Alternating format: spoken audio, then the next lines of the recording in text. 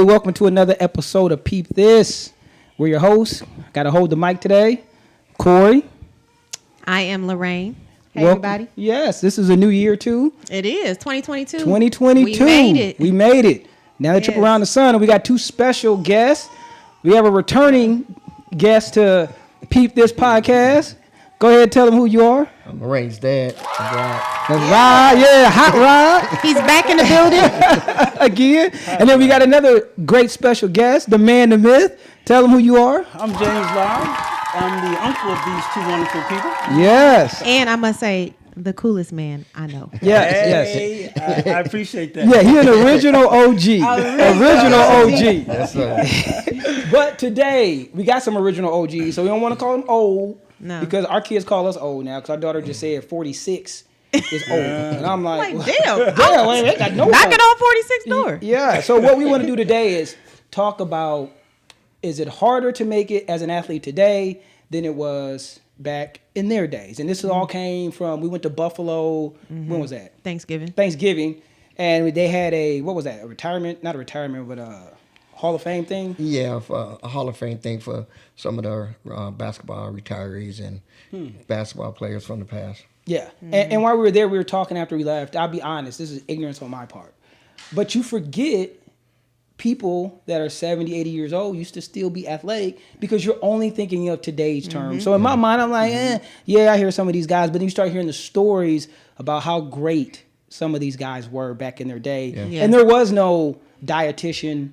There was no parents had enough money to send you to the private trainers. training Right. and the position training. So that led me to believe, how are people doing it and getting to college back then? So we start, James, you played basketball. I did. D1. So what was your, because I told Lorraine this earlier, so correct me if I'm wrong on the story, but you learned some of your moves from watching the NBA and then going out, correct? I did. I learned, some moves, from, Dennis Johnson, some of the, guards that played, in the NBA, Pete Maravich even, back in the day. But I grew up across the street from McCulloch Center. So there were some guys who, for instance, went to Central High School that were my uncle's age. And he's, 72. So they were 11 years, 12 years older than me. But I played ball with those guys. And so they were kind of local heroes, if you will, local guys who played independent basketball. Okay. But to answer your question, in my opinion, it's easier today than it was for me. Oh. For instance, I was a freshman in high school in 1975. Okay. Okay. And so for me, I had local Old Fort YMCA to go play a little ball at, Lakeside Park, different parks around the city. But I didn't have the benefit of an organized AAU league. Okay. I didn't have the benefit of, a bunch of camps where professionals were, and nor was there monetary resources, even if there were, for me to go to those camps. Okay. So for me, it was out there in the hot sun, and if it was cold, I shoveled the court so I could shoot. The lights went out at the park, and so you kind of shoot by moonlight. And so there wasn't this formal conditioning. There wasn't this formal way to learn how to dribble and shoot. It was watch some of the guys on TV, watch, IU basketball, which was a big deal at the time. Okay. Because Bobby Knight was there. Bobby Knight. Oh, Bobby yeah. Knight was there, so you got some fundamentals, and that kind of thing. But, I would say it's easier today because of all of the resources that these kids have. Uh-huh. Okay. So question for you, James, though. So you talk about those things.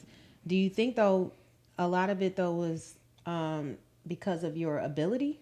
Or do you think it was... Is it easier now? In some way, it is, because you have all these things that make you faster, make you stronger. But as you're getting stronger and faster, you got another 100,000 kids that's being seen.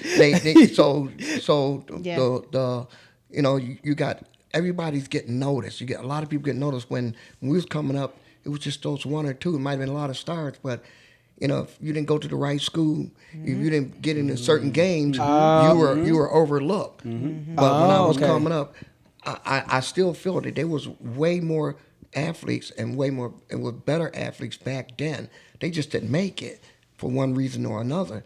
But if you had all the tools you had now, yeah, they all probably would have went to Division I. And I came up where I can't count them, but I would say if it was 40 of us, at least 15, 20 had a chance to go to D1.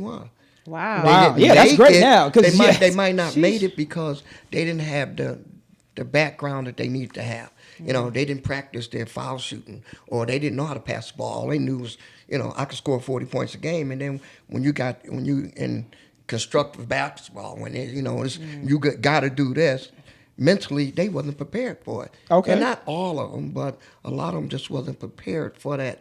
But they had the ability. The ability and the talent was there. What Okay. they did with it is another story. So I look at it two different ways. Is it easier now? It's easier if you got the resources and you out there, because you can. They seeing everybody. Right. But Yeah. but back then it was hard because who gonna see you? Who gonna see you? You Yeah. playing on the playground, in somebody's backyard all day long. And Still I is. also do think that it's harder now because, like you mentioned earlier, the exposure. So, like, if you went to maybe the right school, all of us we didn't have some schools. Nobody was going to find out who you were. Like, it's just not what it was. But if you went to maybe, say, a suburban school or something like that, then it was. But then now you just also have social media. Like, all of these companies That's wanna a great come out point, and yeah. promote your kid. Yeah. No, I can Right. promote my own kid because Twitter's right there and it's free. And Right. Facebook and Instagram Snapchat and- and Instagram and everything else. Yeah, so for me, it was basically trying to get a tape from one of my high school games, to try to To send try to it to a send- coach, Yeah. as opposed to Right. you doing it on your phone. I and know. being able to That's post true. it, all around the country, if you will. I never thought about it That's like true. that. It goes Then back it's and both. forth. But it still go back to me. It still go down to DNA because you said it best. You and I both. We could do the same thing James did. Oh, it's not gonna I could have happen. went Yeah. out, looked at Bobby Knight or anybody on Yeah. TV, went and practiced it. It may not have been the same because No. you still needed the ability. Yeah. Yeah. And even with someone like Carson, you go to these camps. It might be a lot of kids there, but you can still watch them and be like, "Well, these 5 look Stand different from the Yeah. other look 150." different, yeah. But the other 150 are all getting exposed. Yes. But these are the 5 everybody's looking at. Right. So I can see both sides where in their day everybody knew the one guy or 2 guys that could play ball or football or run track. Yeah. Yeah. Where now, like you say, there's 10 of those.